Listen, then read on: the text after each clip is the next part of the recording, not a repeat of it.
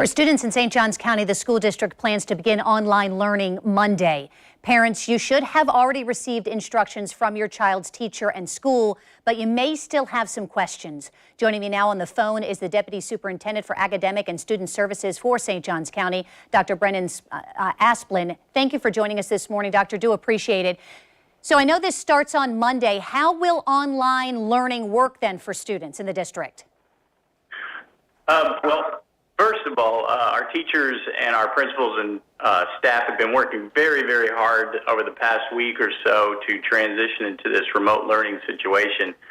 We did put a parent guide up on our webpage yesterday afternoon, and it is a video that helps parents walk through that. We're asking parents to really work closely with their teachers as they work through this remote learning process. We do have a platform called Schoology in which our teachers and parents and students can work through. Also, our elementary teachers especially have various platforms that they have used all year that they're used to as well. So we'll work through it that way, and between phone, email, and the computer, hopefully our students will maintain their education success as we go through the rest of the year here.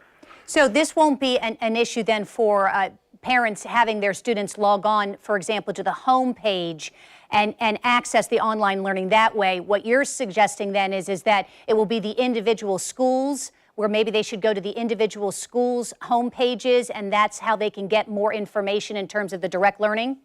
Yes, on our main webpage, as I said, that PowerPoint that we put on there, that video, it does describe to them how to log on to Schoology and so forth. But they do need to be in close contact with their teachers, since each teacher will have their lesson plans and their platforms that they utilize, that they have been utilizing throughout the year and will continue to utilize. So I think staying in close contact with their teacher will help them a great deal as far as the schedule is concerned, when to log into what, how to log into what, and that kind of thing. How are you tracking attendance then to make sure that the kids are doing what they're supposed to and logging on? Yeah, so our teachers are really tracking attendance through engagement.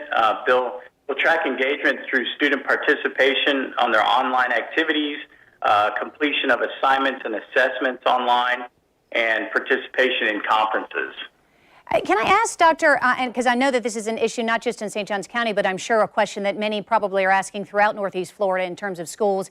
Is there any talk of changing the school calendar, you know, adding some makeup days, extending the school year into the summer?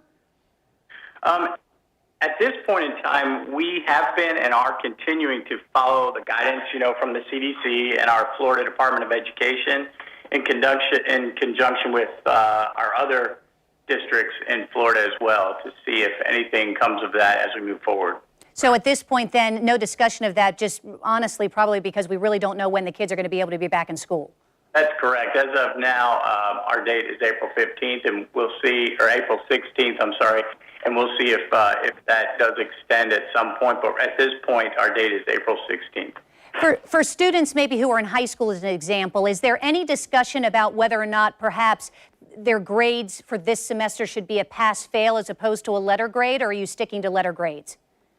We are sticking to letter grades. They'll receive their grades as they have throughout the year. And then when it comes to tech support, what suggestion do you have to parents who, may not be real proficient with a computer or laptop? Yes, so for tech support, the one thing I want to say is that Chrome seems to be the best engine to use. However, our Schoology platform will work on all engines, but Chrome seems to be the best. And if parents have a problem with any of their technology, we're asking them to contact their school, because we do have a technology specialist assigned to each school. And for those who don't have access to a computer, I know that there was a form that parents had to fill out. Are they still able to do that, to get access to one? Yes, so that form, actually our survey ended yesterday.